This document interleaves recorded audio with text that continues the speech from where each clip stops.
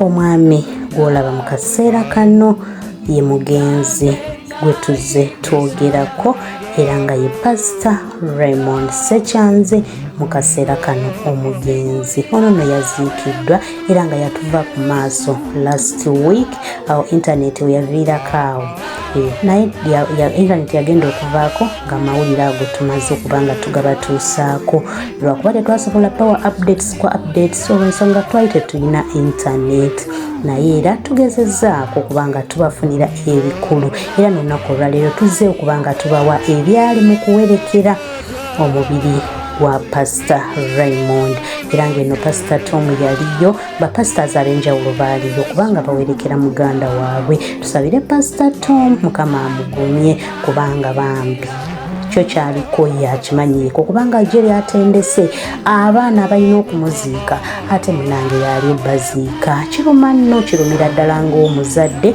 okubeera nga oli mu mbeera bwetyo. Tumusabira amugumye, mutunde Christian Fellowship yonna tugiteeke mu ssaala, Mukama Katonda abeere nga abagumya. Eno video waliwo ne Namwandu, ye Namwandu yazze okubanga abeebaza, yeebaza Pastor Kamya okutambula naye olugendo lwonna, abeebaziza mwenna abakungubaga nabo mwena abeebaziza era nga without wasting time nzikiriza mbere nga nkulekera video eno ne Namwandu omuwulire bapastors obawulire. Pastor Tom yabadde omukungubazi omukulu kubanga n'okusaba ye yasabidde omugenzi.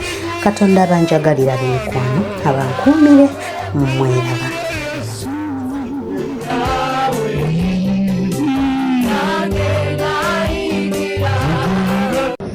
Amina. Nebaza Katonda ku lw'obulamu bwe. Nebaza Katonda ku lwo byonna byamukozesezza. Nebaza Katonda esseera. Raymond talwadde ebbanga ddene nti oba alwadde nnyo n'abeera ku kitanda ebbanga. Byalinga ebyokusaaga. Kubanga yagenda mu ddwaliro olwokusatu nga tawulira bulungi. Ne bamugamba pressure ye eri waggulu. Ne bamugamba alina infections. Ne bamuwa eddagala naye ate twatuuka ekisubi nga tazirina nga tebyali. Naye kye nalaba nti ebiro byali bikoze eki bisembedde. Abasumba baffe baatubeererawo, Musumba Kamya nkwebaza olw'obulamu bw'omusajja oyo kubanga wabeerawo ne ku kitanda wabeerawo. Mikwano gya Musumba Raymond mbeebaza bonna abajja. Kama Katonda agamba ebigambo ebyo maama wange kyayagala okuggyako ekiswala ekyo era ayagala okuggyako Namwandu omuto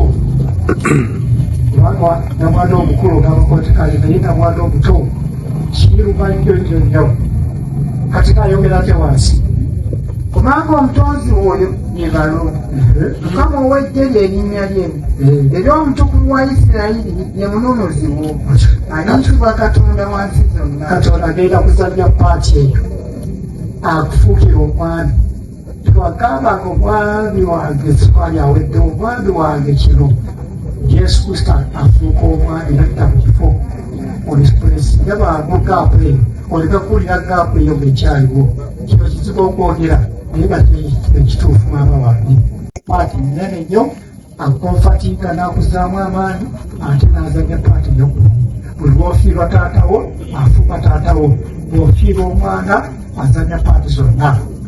Era neweyongera olunyiri okumi n'essatu. Olunyiri ekkumi n'essatu. N'abaana bo bonna baliyigirizibwa Mukama n'emirembe gy'abaana bo giriba mingi. Ekipande kikubiddeko mu ngalo kirambe.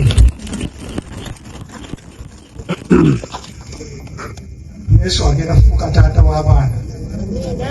W'osigadde awo abaana beetaagamu amaanyi g'ekisajja okubakuza. Bwe batuuka myaka awo tozimanya myaka awo 15 16 baba beetaagamu amaanyi g'ekisajja omukazi nga totya basobola. Naye Yesu atugambye nti zijja kubeera taata w'abaana ate nsajja okubayigiriza empisa ennungi ez'obwa Katonda n'okubasomesa byonna. Kale nno njagadde maama wange okukwasa ekintu kino nti Yesu Kristo agenda kutta mu kifo era akunyweze era bw'oliranga obumbi buyitibwa mu Yesu komawo jangu ozizemu amaanyi kwegayidde era kwasa obulamu bwange ate kwasa n'abaana bange.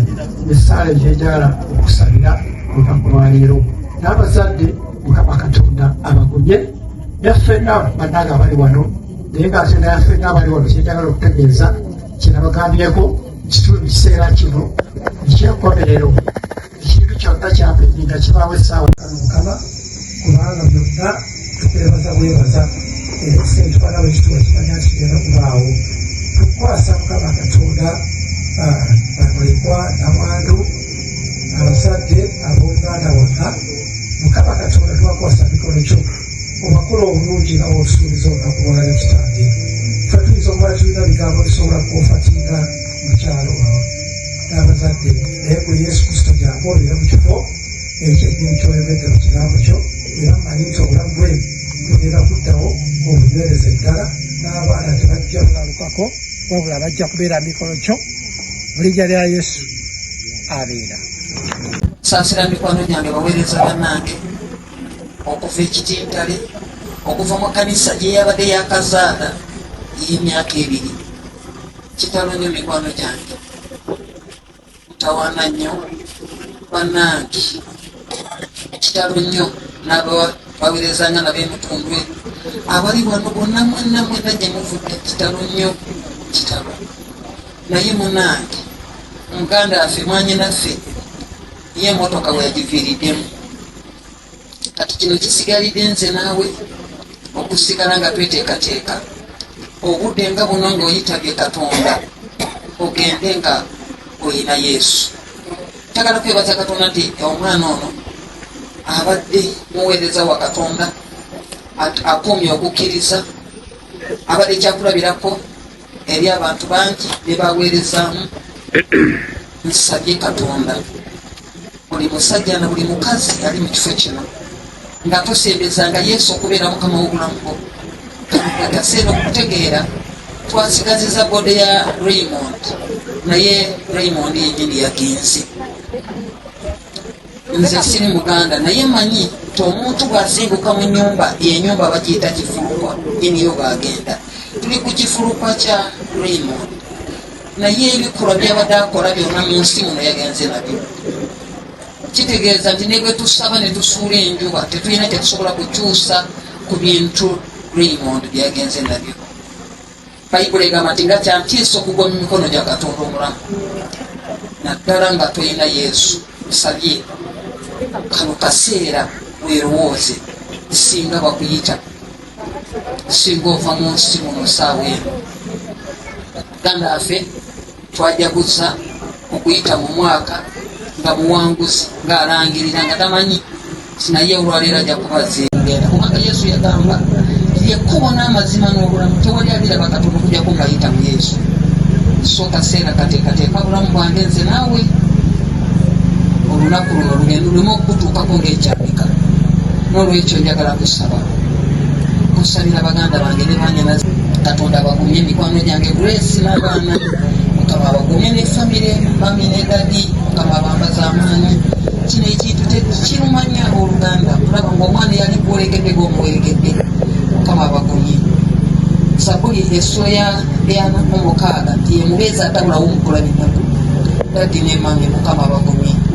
Embeera eno gye muyita musinyawo n'abaana ne Grace Mukama abambaza ekisa kansale kyakwata mu linnya lya Yesu.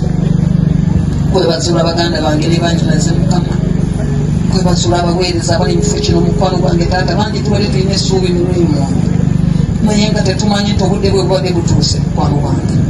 N'olwekyo nkwasiza buli kinoomu kyonna kino bwe yanaabadde mu kifo kino mu maaso go. Omwoyo wa Mukama atabulawo omukula byennaku wambaatira emeemeza buli kinoomu emyoyo gy'abantu bano.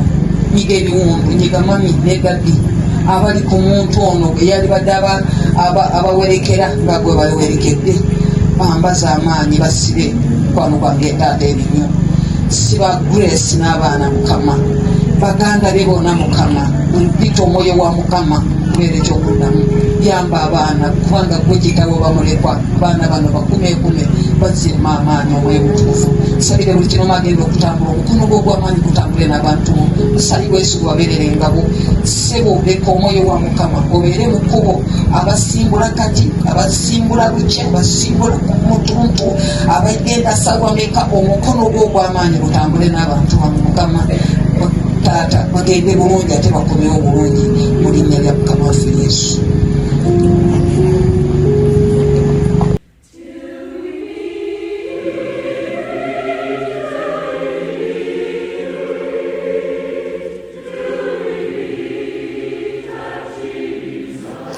Twebaza buli omu nno eyawerekedde Pastor Raymond mu nnyumba ye ey'olubeerera na buli omu alina kye yakoze. Tugamba Mukama Katonda akuwa ekyosinga okwagala. Twongera nate okutwala okusasira kwaffe eri Namwando. Bannaye mami Mukama akugumye. Katonda oyo yayagadde pastor okusinga ffe ffenna bwe twamwagadde. Era nga tusaba Mukama Katonda akugumye n'omwoyo gw'omugenzi. Mukama Katonda agulamuze ekisa bamulekwa tubasasiddeko. Ekkanisa ey'Emutundu Christian Fellowship tugisaasidde. Ekkanisa eya CAA, that's Christian Assembly, namwe tubasasiddeko wali Eseeta.